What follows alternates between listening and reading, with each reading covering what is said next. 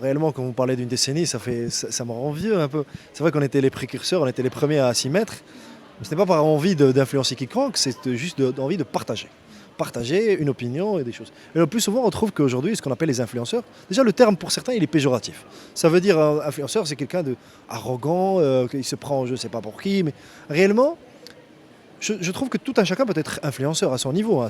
On peut influencer 2 personnes comme on peut en influencer 10 000 ou 1 million. Donc en fonction de la taille aujourd'hui, c'est devenu un terme galvanisé. Influenceur, c'est quelqu'un qui a plusieurs followers, des centaines, de milliers et autres. Donc aujourd'hui, cette évolution, alors, il y a déjà en volume. À l'époque, nous, quand on avait des pics de lecture par jour dans un blog à 40 000, c'était une très très grande réussite. Donc à l'époque, il n'y avait pas trop de gens connectés, très connectés. Merci au smartphone, aujourd'hui, on est beaucoup plus connectés, on passe plus de temps, on navigue beaucoup plus longtemps. D'ailleurs, la moyenne de consommation d'Internet, de Facebook par exemple, elle est de 1 heure à peu près au Maroc chez les jeunes de 18 à 25 ans. Donc par jour, c'est quand même énorme, donc un taux de présence est important. Aujourd'hui, l'influence telle qu'elle est, elle va se diluer. Parce que comme tout business, tout un cycle de vie de n'importe quoi, mais y compris l'humain, de toute industrie, c'est une partie où il y a un petit déclin. Après, ça prend son élan, ça explose, après il y a un plateau, puis après un déclin. Donc aujourd'hui, il n'y aura pas vraiment un déclin parce qu'on a toujours besoin des commentaires, des avis des autres pour pouvoir faire des choses. Ça veut dire que fini l'influenceur le gros influenceur, c'est des micro-influenceurs, chacun dans son niveau, peut-être dans des groupes aujourd'hui. Vous faites appel à vous posez des questions dans des groupes où vous avez des centaines de commentaires de gens qui vont vous dire non, ne prenez pas ça, prenez ceci et tout ça. Donc vous allez recouper l'information et prendre votre décision. Mais peut-être au niveau des grands influenceurs, c'est plutôt un côté de visibilité. Ça veut dire c'est des médias eux seuls, c'est une télé, c'est une radio, c'est quand on va apparaître chez eux, les gens vont prendre conscience qu'on existe. C'est-à-dire déjà de la notoriété. Mais dans la décision d'achat, ça va se passer autrement. Où en êtes-vous dans le domaine de l'influence? Parce qu'avant, c'était le Big Brother, n'est-ce pas? Aujourd'hui, vous faites plus dans l'entreprise, aider les entreprises à se digitaliser, c'est ça? Alors j'ai une bonne période, j'ai fait de la transformation digitale, on en a fait depuis 2012, on a accompagné des entreprises, à la fois en apportant un savoir-faire acquis sur le terrain, parce qu'à l'époque il n'y avait pas de diplôme dans le digital. D'ailleurs c'est une chose que j'ai beaucoup enseigné un peu partout au Maroc, mais aussi à l'étranger. Et donc aujourd'hui, je crois qu'il est venu le temps de passer un peu le flambeau aux générations à venir. J'aimerais voir une vraie communauté qui influence ici au Maroc, mais pas uniquement sur des sujets de mode, mais aussi sur d'autres thématiques, de la politique, de la géopolitique aussi, des trucs, de la science, de la physique, de la philosophie aussi, pourquoi pas. J'aimerais bien, c'est mon rêve. Donc maintenant, ce que je fais, c'est qu'au lieu d'écrire sur un blog, j'écris en faisant des vidéos.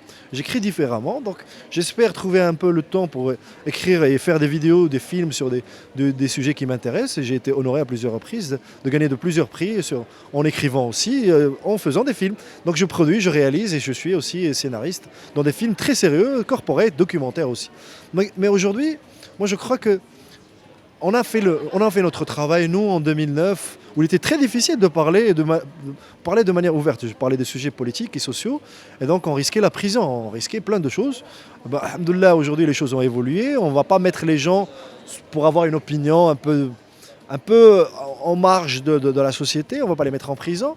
Mais je crois qu'on a transmis la vocation à certains de créer aussi leur blog, de devenir des influenceurs et tout ça. Regardez maintenant, c'était une petite boule de neige, aujourd'hui c'est une avalanche d'influenceurs. On va devoir les gens dans le foot, dans la philosophie, dans la science, comme aussi dans la cuisine et peut-être dans le rire.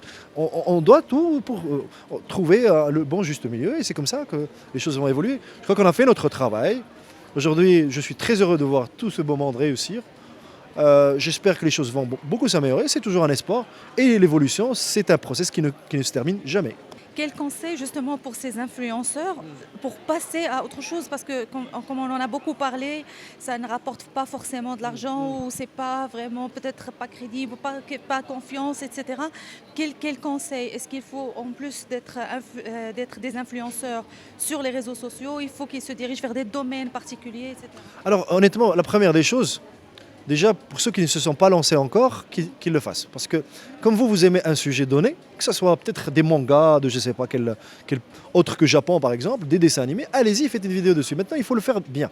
Vous pouvez chercher sur Internet, apprendre plein de choses, comment faire une vidéo, un montage, comment acheter du matériel pour cela. Mais il faut le faire avec passion, parce que c'est le seul vrai moteur qui va vous permettre de pérenniser votre travail. Après, l'argent peut-être va venir ou pas, parce qu'on n'est pas sûr. Mais si vous le faites par passion, vous êtes sûr d'avoir déjà gagné, au moins que vous ayez une communauté de 500, 1000, 2000, 3000, c'est déjà commencer avec la passion, parce que c'est ce qui nous permet de nous réveiller chaque jour en étant heureux de faire ce qu'on aime. Ça, c'est la première des choses. Deuxième, c'est d'avoir l'humilité de se remettre en question. Déjà l'humilité, c'est-à-dire pas être hautain et quoi que ce soit, et de se remettre en question, parce qu'on va échouer en plein de choses. On va faire une vidéo qu'il y aura des gens qui vont nous insulter, rigoler, pourquoi vous avez fait ça et tout ça. Il y en a d'autres qui vont aimer, donc apprendre un peu de ses erreurs. Et ce n'est pas en faisant une erreur que vous allez tout arrêter, non. Dites-vous que, allez, j'ai fait une erreur, je vais recommencer, et c'est comme ça qu'on peut réussir. Et troisième des choses, c'est qu'il faut trouver, qu'on le dise clairement, où se trouve l'argent. Parce qu'aujourd'hui, les marques vont payer pour avoir un influenceur pendant 1 semaine, 2 semaines, 3 semaines, mais l'influenceur a besoin de travailler lui-même pour être là. Ça veut dire, par exemple, le chauffeur de taxi, s'il ne travaille pas, il n'a aucun revenu. Et ça, c'est extrêmement grave. Ça veut dire que si l'influenceur tombe malade, il n'a plus de revenus. Et ça, c'est extrêmement difficile à vivre. Donc il faut, en parallèle de la passion, trouver, comme moi j'ai fait par exemple, j'avais une passion pour les jeux, j'ai créé une boîte de jeux. Bon, ça n'a pas bien marché, c'est vrai, je l'avoue, mais c'était une très belle expérience. On a créé des jeux, on a gagné le prix du meilleur jeu dans le monde arabe en 2011, en Arabie Saoudite. Ceci dit, j'ai appris plein de choses de cette expérience. C'est mieux que le meilleur des diplômes. Donc, trouvez un peu où se trouve l'argent à travers votre passion. J'ai pris ma passion de l'écriture, je me suis dit, je vais la faire dans la vidéo. Et, alhamdoulilah, ça marche un peu mieux que le jeu en tout cas.